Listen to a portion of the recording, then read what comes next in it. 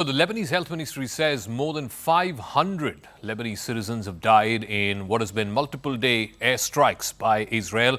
Israel, of course, says that the reason they were forced to do this, attack Hezbollah in southern Lebanon, which has led to a large number of displacement of people as well, is primarily because they want to resettle Israeli civilians, about 60,000 of them who had to flee from northern Israel. They want to settle them back. Let's try and make sense of what is going on, because this is now pretty much a two-front war with Hamas in the south and with Hezbollah in the north. Can Israel handle a two-front war? And what really is the end game here?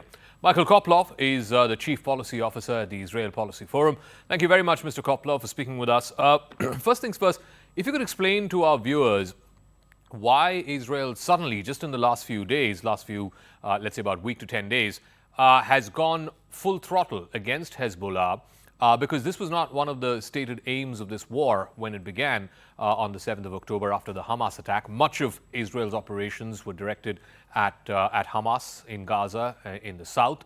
But in the last week or 10 days, they've gone full throttle against Hezbollah.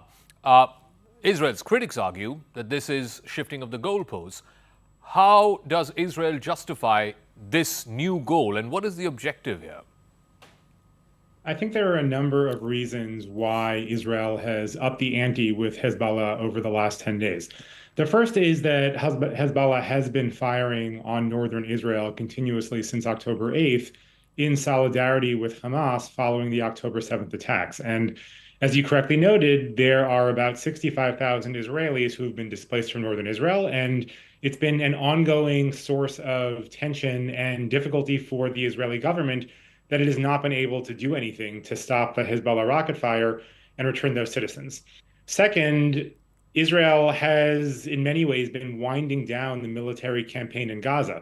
We had the top Israeli commander in the south announce a couple of weeks ago that Israel had defeated the Rafah brigade, meaning that at this point, major military operations have wound down in the south, even if Israel hasn't formally declared it as such, and that has freed up resources for the north. And lastly, there has been reporting that the attack that started with exploding pagers and walkie-talkies that has been attributed to Israel was done because that operation had been exposed. And so it may be a simple question of Israel having its hand forced, given the fact that these capabilities, they needed to then use them or lose them in military parlance. So I think that for all these reasons, we're now seeing Israel turn more attention to the north than we've seen in the past 11 months. But Hezbollah is a completely different entity. It's a completely different beast compared to Hamas. Will Israel, and how far will Israel go to try and shut Hezbollah down?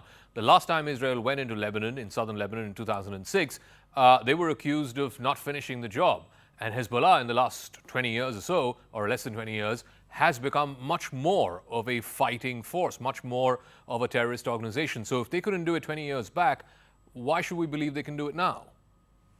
Hezbollah is indeed a far more formidable force than Hamas is in every single way, whether we look at their capabilities or their size or their experience, given the decade that Hezbollah fighters have had fighting in the Syrian civil war.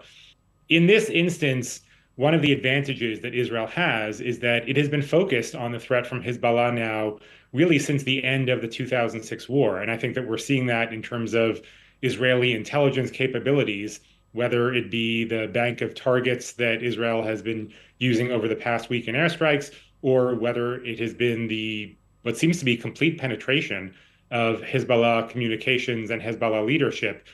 Israel's been focusing on this threat. And so I think in some ways, it's more prepared for the fight against Hezbollah than it was for the fight against Hamas. I think that we're also seeing that Israel has something specific it wants in this case, which was not necessarily the case in 2006. In 2006, the IDF talked more about dismantling Hezbollah, and that, of course, proved to be impossible. In this case, Israel isn't talking about dismantling or overthrowing Hezbollah and removing it from Lebanon. What it's talking about is really moving Hezbollah back from its northern border to prevent an October 7th type attack from Hezbollah, and to bring Hezbollah back in compliance with UN Security Council Resolution 1701, which requires Hezbollah to be north of the Litani River, as opposed to now where they are right up against the Israeli border. Now, translating this military campaign into that diplomatic objective so that Israelis can return to their homes in the north, I think is going to prove a bit more difficult than the Israeli government thinks. And I doubt that it can be accomplished solely through a military campaign. But the Israeli government is proceeding along the theory that this military campaign will bring Hezbollah to the negotiating table. And in the words of Israeli officials, they are escalating in order to de-escalate. But again, the pitfalls of this escalating to de escalate, I mean, you can escalate against a conventional army, against a conventional nation state, in the hope that it acts as some kind of a deterrent. Whereas in Hezbollah's case, I mean, they exist for, as they say in their own charter, the destruction of Israel.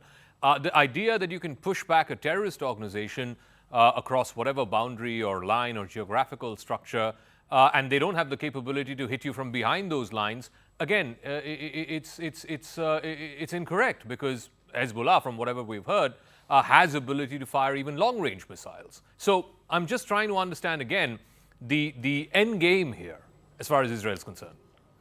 I think there are a few factors that make Hezbollah distinctive in Israel's eyes from different terrorist groups such as Hamas.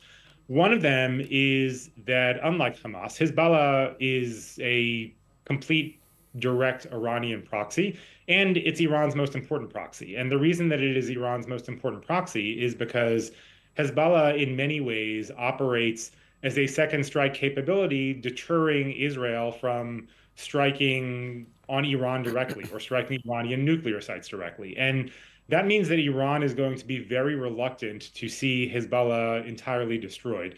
And that, in some ways, may act as a brake on Hezbollah, because if it seems as if Israel is about to really eliminate its capabilities to serve the purpose that it serves for Iran, it may be that Iran itself looks for ways to try and de-escalate and to end the fighting in the north. I think that you correctly point out Hezbollah's capabilities, which is also one of the reasons that so far we've seen Israel limit its activities to an aerial campaign, which is a place where Israel has unparalleled superiority in relation to Hezbollah. If there is an Israeli ground invasion, then I think we'll see a scenario where Israel is far more likely to get bogged down and suffer casualties, given that it will be operating on Hezbollah's terrain, given the size of Hezbollah's own ground forces, given the way in which Hezbollah is embedded in southern Lebanon. And so I think that we're going to see Israel try and avoid, or at least forestall, a ground campaign as long as possible. And I should note that earlier today, Hezbollah shot a missile at Tel Aviv, which is the first time that's happened in the conflict. Also the first time that Hezbollah has shot a ballistic missile at Israel at all. So we are seeing the dangers of an escalatory cycle already from the Israeli side. And from the Israeli perspective, they view themselves as taking a calculated risk, but certainly they risk getting embroiled in a larger war without a great way of translating the military campaign to their actual strategic objectives. All right, we'll leave it at that. Thank you very much, Mr. Koplow, for joining us and putting that into perspective for our viewers. Thank you. Thanks for having me.